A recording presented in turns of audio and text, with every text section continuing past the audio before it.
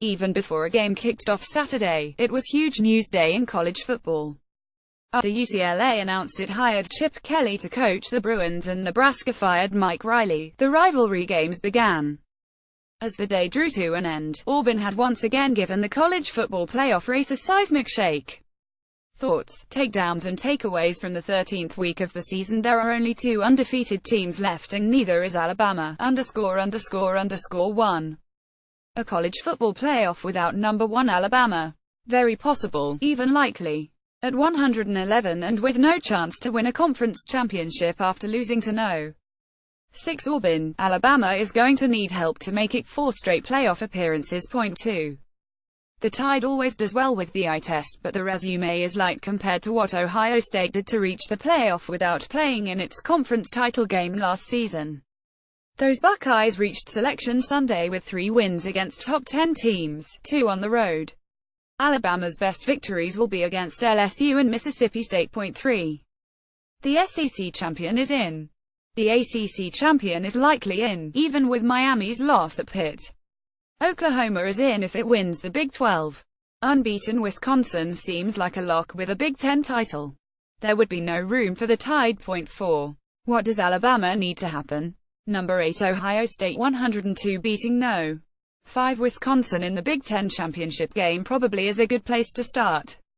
Number 10 TCU 102 beating Oklahoma could work. 2.5. It could be an interesting test for the selection committee, seeing how comfortable it is having 2 teams from one conference in the Final Four. The selections could also provide insight about how much the committee simply defaults to the digit in the loss column and what is the value of a conference championship. Point 6. So who's No. 1 now? The Tide has been on top of the app rankings since the preseason. Miami was No. 2. Hello, number 3 Oklahoma 7. The last time the Sooners were number 1 in November was 2003.8. The winner of the Iron Bowl might have been number 7 Georgia. The Tide and Tigers pounded each other and Auburn running back Kerryon Johnson left the game early with what coach Gus Malzahn said was a shoulder issue. Point 9. The Bulldogs easily took care of business against Georgia Tech and will show up at Mercedes-Benz Stadium, the fresher team, looking to avenge its only loss of the season. Point 10. Most impressive thing about Auburn's second victory in 3 weeks against the team holding the CFP No. 1 ranking. The Tigers clearly outplayed the Tide, a rarity in the Nick Saban era. Point 11. So far the Jim Harbaugh era at Michigan has been far more interesting in the offseason than it has from September to January. Point 12. Harbaugh is now 0-3 against Ohio State, and surely there are some Wolverines fans losing patience. Though probably just some. The program is in far better shape than it has been since the 1990s. Point 13. Michigan's 84 record this season is not shocking, but still pretty empty, with no victories against winning teams. Next season Harbaugh returns a mountain of talent and it will be on him to develop Brandon Peters or Dylan McCaffrey into a top-tier quarterback. No more excuses. Point 14. Ohio State coach Urban Meyer is now 273 in rivalry games, dating back to when he went 11 coaching Bowling Green against Toledo.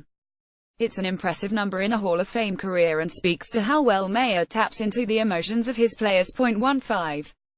While it is understandable Meyer would be upset about his quarterback getting hurt on a crowded sideline during pre-game warm-up, the coach reaction to J.T. Barrett's injury seemed a bit melodramatic. Point 16. Barrett said he will be good to go next week, though backup Dwayne Haskins played well against Michigan. The last time Barrett was hurt against Michigan and Ohio State's backup quarterback had to play Wisconsin in the Big Ten title game, the world was introduced to Cardale Jones. That worked out okay for the Buckeyes. Point 17.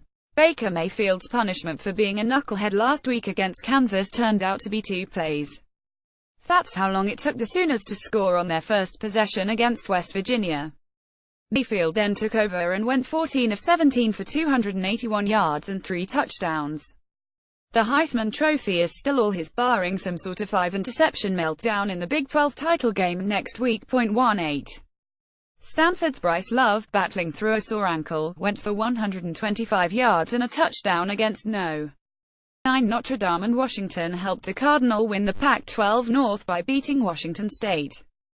Love gets another big stage against USC in the Pac-12 title game, but it looks like Stanford will have to settle for having the Heisman runner-up for the fifth time since 2009.19.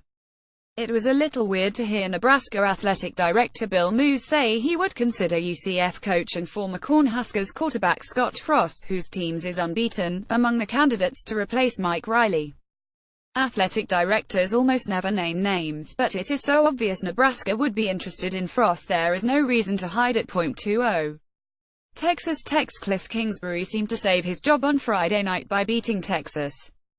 Time will tell whether Arizona State's Todd Graham did the same by winning the Territorial Cup against Arizona. 21. Big difference between those two situations. Tech has always wanted Kingsbury to succeed at his alma mater and seemed willing to cut him extra slack. Arizona State seems to be looking for a reason to move on from Graham. 22. Kansas is sticking with David Beatty, who is 333 in 3 seasons. It's complicated, but basically Kansas doesn't want to fire its athletic director but doesn't seem to have confidence in Shian's Enger to hire another coach. 23. On Saturday, Florida fans watched their Gators 47 lose to Florida State for the 5th straight year and found out Chip Kelly was definitely not going to be their next coach. That's a bad day. 24. There will be number 57 bowl teams this season. In fact, there could be as many as 82 teams with 6 wins and only 78 spots. Clearly, we need more bowls. 25. Florida State will play Louisiana Monroe next week to get bowl eligible for a 36th straight season. The Seminoles will definitely play in the postseason with 6 victories. A team like Buffalo, which qualified for the postseason, might get shut out. That seems wrong. Follow Ralph D. Russo at www.twitter.com Ralph Dressop more app college football www.collegefootball.app.org and www.twitter.com app_top 25 Copyright 2017 The Associated Press. All rights reserved. This material may not be published, broadcast, rewritten or redistributed.